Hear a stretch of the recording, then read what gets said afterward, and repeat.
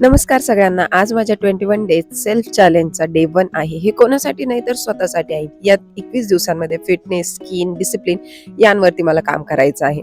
तर आजचा दिवस काही खास नाहीये. मी आज भोगी असल्यामुळे आईने मस्तपैकी घरी भोगीची भाजी बनवली होती. ती खाल्ली. सोबत काकडी, गाजर आणि कांदा, तसंच सोबत आळूवडी आणि भाकरी होती.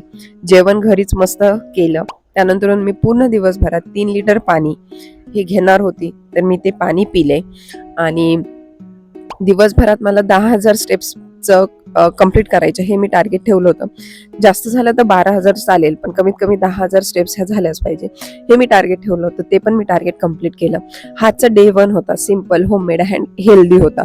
जर तुम्हालाही माझ्यासोबत हे चॅलेंज घ्यायचं असेल तर कमेंटमध्ये आय एक्सेप्ट लिहा आणि आपण हे सोबत एकमेकांना मोटिवेट करत हे चॅलेंज कंप्लीट करूया.